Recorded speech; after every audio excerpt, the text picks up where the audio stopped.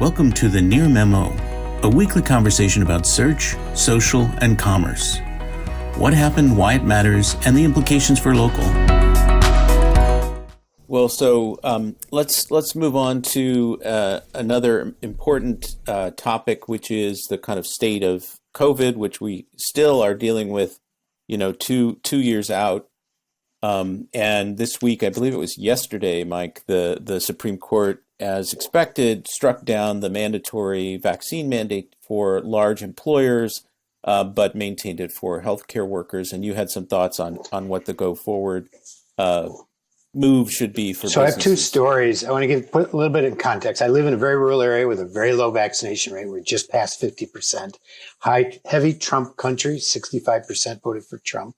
So it's a very Republican area.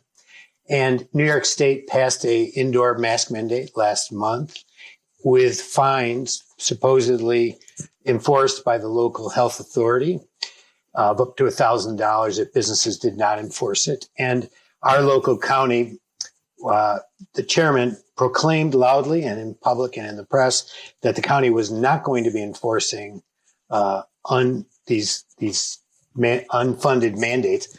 I'm not sure what's unfunded about it all. It's like whatever. They weren't going to be enforcing it. So I do business with a local grocery store, or was, and told him I wasn't going to be able to come back in until he required masking of his employees, which was happening at the other grocery stores, which he did do once this mandate came into play.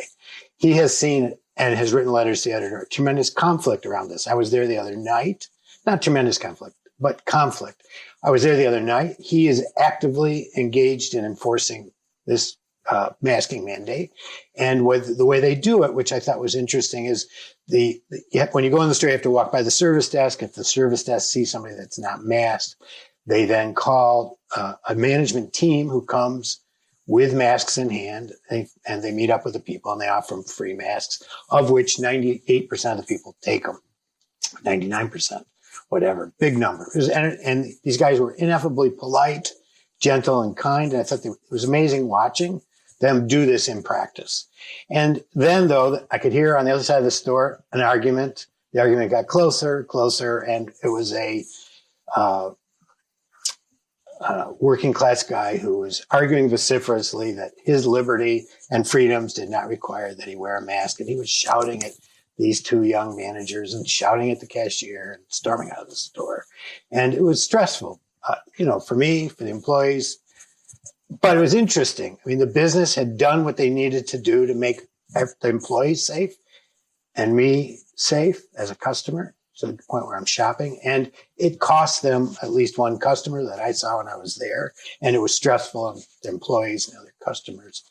So there's that. And then there was a story about United Airlines this week where 3,000 of their employees are currently sick with COVID of their 47,000 employees. So that's a pretty big number, 8% or something. And yet they have a vaccination requirement. And before they had the vaccination requirement, they were losing in the sense of death, one employee a week. Their deaths have dropped to zero. And over the last several weeks, they've had no hospitalizations. And so when I take a look at the Supreme Court decision, which I think is largely irrelevant to most rational businesses, and I look at what United has done, and I look at the situation I ran into last night. To me, the path for business forward has always been rigorous sanitary enforcement, requirements of vaccines for the employee. And so the companies that went to the Supreme Court, the National Federation of Independent Businesses, all they're looking to do is exploit low-cost labor and minimize cost, but ultimately the costs are too high. The fact that United had so few employees in the hospital, and yes, there was some temporary disruption of flights, but the real cost is death. And I think that businesses ultimately have no choice, and they're going to have to face this reality that they're going to have to require vaccinations of their employees, whether the government does or doesn't. And it's the only rational way forward. And I think United's experience demonstrates that. So we talked about this early on, but to my mind, you talked about, the cost of losing, this one customer in the grocery store. There's a huge silent majority of customers that these businesses are missing out on, myself included, by not requiring vaccines and masks in order to enter. Right. And I think the airlines are number one. I can't tell you the number of times that we would have traveled this year, including on our Christmas vacation, via plane, if the airlines did require a vaccine in order to fly. Yeah. So I'm not sure why United, I do credit them for this, employee decision. I'm not sure why they don't take it one step further. Vaccine mandates are broadly popular, something like 65% approval ratings, and so I actually think that they're missing out on a huge chunk of customers by catering to a vocal minority. I think it's politics, and I think it's fear that people will flee to other airlines that aren't requiring these, that don't have these rules. I mean, I agree with you. The right thing to do, the moral position, is to have a vaccine requirement. I mean, it exists in virtually every business. Every restaurant that I was recently in Berlin for work, every restaurant we went into had a vaccine requirement. We had to show the cards. It was no big deal, and in France, I mean, sort of famously, they're trying to socially ostracize anti-vaxxers, which is a kind of a controversial shame and ostracize people who refuse to get vaccinated. But I think this raises larger philosophical questions about what do we owe to each other in a society. I mean, the right has a completely misguided view of what liberty and freedom are. The idea that I don't owe anything to anybody else around me and everything is my decision is a completely ignorant and destructive. He shouted that. The guy in my conversation shouted something to that effect as he went out the door. Yeah, he probably, that's some right-wing talking point that everybody seems to parrot. Interestingly, when this first occurred in our county, I looked up the history of life, liberty, and pursuit of happiness. And Thomas Jefferson originally wrote property preservation of life, not just life, but protection of life and protection of property were part of that. But protection of life comes before liberty. And, in a situation where the government and society wants to do that, it's hard to think that liberty can supersede life, right? The no harm principle is pretty clear in all of religion and philosophy and love thy neighbor sort of stuff. Even Christian theology, it's integrated, really baked in.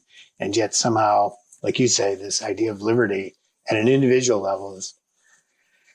Well, I mean, this is a college course on what is freedom and what is liberty. I took a class in college called politics and freedom, and it was a really complicated class with a lot of heavy duty stuff in it.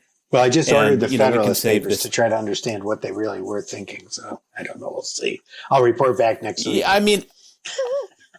I think, yeah, we can have a special session on the Federalist Papers. We have to start a spin-off podcast at this point on the Federalist Papers intersecting with local search. Absolutely. Yeah, that's right. Mm-hmm. Yeah. Okay. All right. Moving on. So speaking of. Well, the reality is that local search is not independent of all these bigger questions in our society and our life. And it's where the rubber meets the road in all too many cases, right? And that's my point, is that businesses need to do what you say, David. If the government isn't going to do it, then businesses will be forced to. And it's the only ethical and moral and reasonable business course forward.